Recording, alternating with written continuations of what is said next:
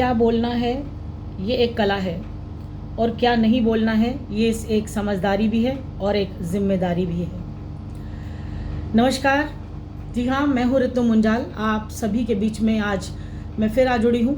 और आप सभी का बहुत बहुत स्वागत है मेरे YouTube चैनल एडवोकेट ऋतु मुंजाल पर। सभी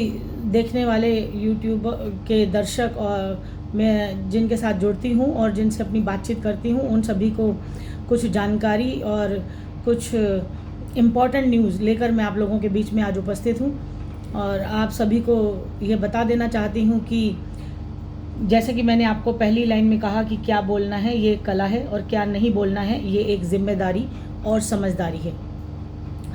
इन्हीं शब्दों को आगे बढ़ाते हुए और इन्हीं शब्दों पर आपका ध्यान आकर्षित करते हुए मैं आपको जानकारी दूंगी कि जो मुद्दा हम लेकर चल रहे थे उसी मुद्दे पर दोबारा आते हुए डीटीसी के रिटायर्ड कर्मचारियों की पेंशन बहाली, इसको लेकर बहुत ज़्यादा ही बयानबाजी चल रही है। और जो हमारे ट्रांसपोर्ट मिनिस्टर हैं, साथ में हमारी रेखा जी हैं, मुख्यमंत्री जी, बाकी इनके नेता हैं, वो ऐसी बयानबाजी कर रहे हैं और ऐसी बात कर रहे हैं कि उनकी बोलने की कला में ना तो समझदारी दिखाई दे रही है और ना ही उनकी बोलने की कला में कोई जिम्मेदारी दिखाई दे रही है। और क्या बोलना है क्या नहीं बोलना है इसके बीच का फ़र्क भी वो मेरे ख्याल से नहीं जान पा रहे हैं। जो मैंने महसूस किया है उसको मैं आपके बीच में रखूँगी और बताऊँगी कि मेरी जो ट्रांसपोर्ट मिनिस्टर से जो मेरे पास जानकारी आई है उनके साथ बातचीत करते हुए मुझे यह अनुभव हुआ है और उनके साथ जो कर्मचारी या फिर जो जुड़े हुए लोग हैं उनसे बातचीत करते हुए उनके विचारों को सुनकर मुझे जो अनुभव हुआ है वो ये है कि वो अभी यही नहीं समझ पा रहे हैं कि हमारी सरकार जो है कार्रवाई करने के लेवल पे आई है या नहीं आई है, उस लायक बनी है या नहीं बनी है। उनका बयान आता है कि अभी हमें मात्र 50 दिन ही तो हुए हैं सरकार बनाए हुए, और 50 दिन पुरानी सरकार जो कि 27 साल बाद सत्ता में आई है उसको आप चाहते हो कि 27 साल की गंदगी एक ही दिन में साफ़ कर दी जाए, या 27 साल से जो भ्रष्टाचार चल रहा था उस भ्रष्टाचार को रातों रात जड़ों से उखाड़ दिया जाए। और इस मुद्दे को मैं अपने पेंशन के मुद्दे से भी जोड़ूंगी, जो डीटीसी के रिटायर्ड कर्मचारियों की पेंशन बहाली हेतु हम लोग संघर्ष कर रहे हैं। और इसके चलते हुए मैंने जो रिप्रेजेंटेशंस और लीगल नोटिस चीफ सेक्रेटरी को, ट्रांसपोर्ट मिनिस्टर को और मुख्यमंत्री को लिखे थे, उनके जवाब देने की बजाय ये पल्ला झाड़कर ये बताना चाहते हैं और कहना चाहते हैं कि 50 दिन हुए हमें तो सरकार में आए हुए। और ये जो मुद्दा मैंने इनको दिया है, चाहे वो पेंशन का मुद्दा हो, दूसरा मुद्दा मैंने ट्रांसपोर्ट मिनिस्टर के साथ साथ सीएम और शिक्षा मंत्री को भी दिया था, और ये दिया था कि जो बच्चों के स्कूलों की फ़ीस है वो बहुत ज़्यादा महंगी और ज़्यादा होने की वजह से परेशान हो रहे हैं पेरेंट्स, उनके जो अभिभावक हैं। और साथ में मैंने एक रोज़गार के मुद्दे को भी छेड़ा था। आपको याद होगा, आपने मेरी अगर पिछली वीडियो देखी होगी, उस वीडियो में मैंने स्पष्ट रूप से कहा था कि सरकार को जल्दी से जल्दी कार्रवाई करनी चाहिए, बच्चों को अच्छी एजुकेशन, वो भी फ्री शिक्षा का लाभ मिलना चाहिए, बुज़ुर्गों को पेंशन के साथ साथ मेडिकल कैशलेस उनका हो जाना चाहिए, दवाइयाँ अच्छी हो जानी चाहिए। तो मैंने अनुभव किया है कि थोड़ा बहुत काम स्टार्ट हुआ है, लेकिन रिजल्ट ओरिएंटेड वर्क यानी कि जो नासूर बने हुए दर्द थे उनका निवारण अभी तक नहीं हुआ है। उनके ऊपर मरहम पट्टी लगाने की भी किसी ने कोई कोशिश नहीं की है, और उन जख्मों को अभी तक हरा रखा हुआ है हमारी नई सरकार ने।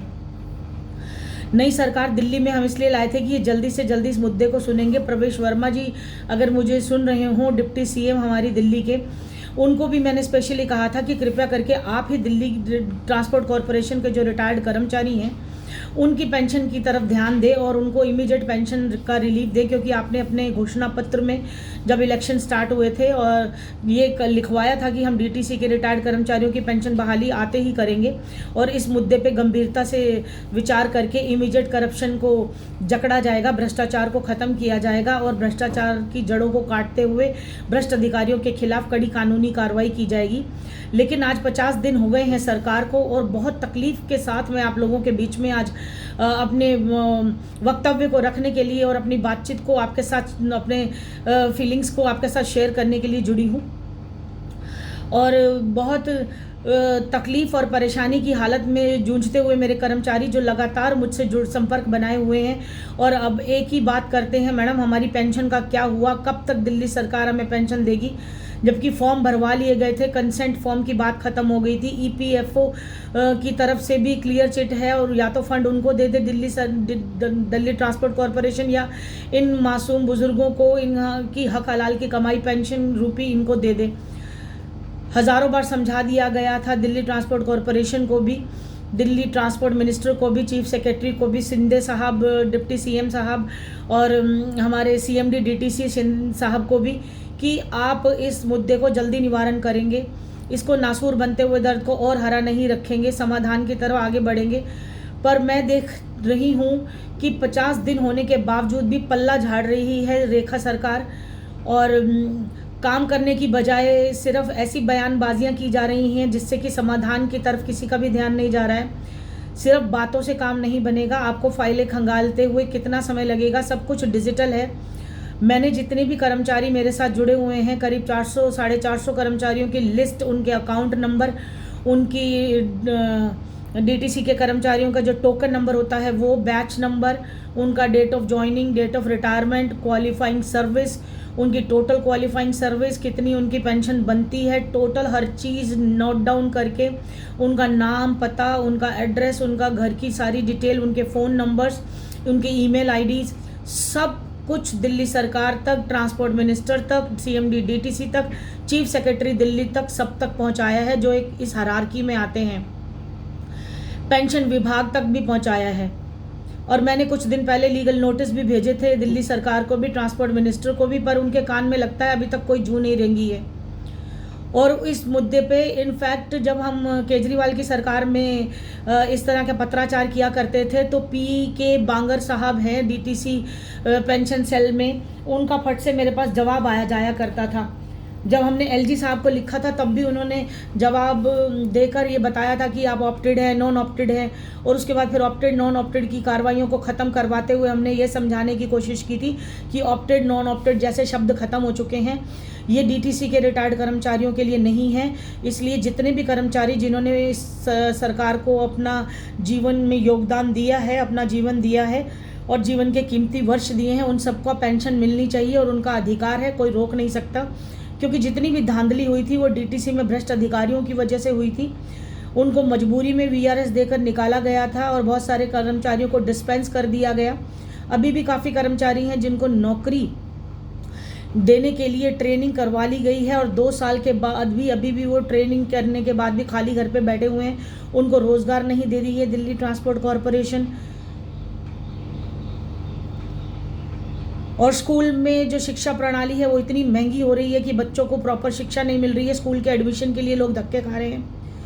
आज मैंने एसडीएम ऑफिस में जाकर इंस्पेक्शन की और कुछ किसी फाइल और खतौनी की निकालने के लिए मैं गई थी और मैंने पाया कि वहाँ जो पटवारी बैठे हुए हैं उनके पास पूरी डिटेल और इन्फॉर्मेशन ही नहीं है। किस तरह से फर्जीवाड़ा चल रहा है, दिल्ली में धांधली चल रही है। दिल्ली सरकार कहती है कि हम कार्य कर रहे हैं और पीएम योजना जो इतने सालों से चल रही है फिर भी डिजिटल नहीं किया गया है कागज़ों को। और बच्चों के सर्टिफिकेट बनाने के लिए EWS के सर्टिफिकेट बनाने के लिए, या जिन बच्चों के माँ बाप चले गए हैं उनको अगर उनके गार्जियन संभाल रहे हैं तो उनके लिए रेमेडी देने के लिए, उनको गार्जियनशिप सर्टिफिकेट देने के लिए भी पावर नहीं है एसडीएम के पास और डिस्ट्रिक्ट मजिस्ट्रेट के पास। कोर्ट के दरवाजे खटखटाने होंगे। बहुत प्रक्रिया को जो है ना बहुत डिफ़िकल्ट बनाया गया है और इस डिफ़िकल्ट और इन समस्याओं के चलते आम आदमी जो है इन चीज़ों से निजात नहीं पा रहा है। हाँ जी जी, गुड आफ्टरनून, बोलिए मैम।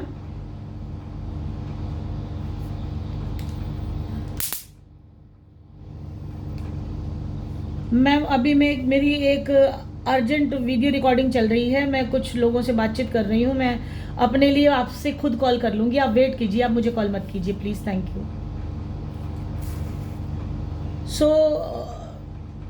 ये मेरी अपनी इंश्योरेंस पॉलिसी के लिए कॉल है। मुझे अपनी इंश्योरेंस और अपनी पेंशन की भी चिंता है कि कल को मैं तो वकील हूँ, मेरे पास तो कोई इनकम सोर्स भी नहीं है दूसरा। जुडिशरी में तो एक एक कैंडिडेट को छांट छांट के निकालते हैं और सिर्फ एक सीट के लिए पता नहीं कितने हज़ारों कैंडिडेट एग्ज़ाम देते हैं, फिर प्रीलिम्स देते हैं, फिर मेंस देते हैं, फिर इंटरव्यू देते हैं और सीट उसको मिलती है जिसकी कॉपी भी रिकॉर्ड पे नहीं आती है। काफ़ी भ्रष्टाचार चारों तरफ चल रहा है, जजेस भी लपेटे में आ रहे हैं। ये किस तरफ जा रहा है समाज, ये सोचने का विषय है। और ये भी सोचने का विषय है कि इन सारी समस्याएं जो कि मूलभूत समस्याएं हैं, इनका समाधान नहीं होगा और भ्रष्टाचार की जड़ें इतनी मजबूत हैं कि वो जुडिशरी तक को खा गई हैं। सिस्टम सारा बिकाऊ है, जगह जगह पैसे की बात होती है, बिना पैसे के कोई काम करके राजी नहीं है। लोगों को रिश्वत लेने की और रिश्वत देने की इतनी गंदी आदत पड़ी हुई है, 70 साल से नासूर बना हुआ है ये दर्द। और आज की डेट में जो हमारे पास सरकारें हैं वो सिर्फ 50 दिन वाली बातें करती हैं। मैं मानती हूँ कि गड्ढा जब बहुत बड़ा होता है उसे भरने के लिए भी समय लगता है, लेकिन मैं इसके साथ ये भी मानती हूँ कि अगर सब मिलकर कार्य करेंगे और अपनी अपनी नीयत साफ रखेंगे और अपनी सीट पर अपने ओहदे का सम्मान करेंगे तो काम जल्दी होगा। फाइलों को खंगालना इतना ज़रूरी नहीं है जितना कि रिलीफ देना बहुत ज़रूरी है। इसी वजह से मैं जो संस्था चलाती हूँ, caring hand social welfare society, उसके बैनर तले मैं काफ़ी काम करने जा रही हूँ और उन कामों के चलते और उन कामों की जानकारी भी मैं आपको दूंगी। मैं देखती हूँ अगर व्हाट्सएप पे मेरे पास अगर वो रिकॉर्ड वो मिल जाता है केयरिंग हैंड्स की डिटेल तो डेफिनेटली मैं आपको शेयर कर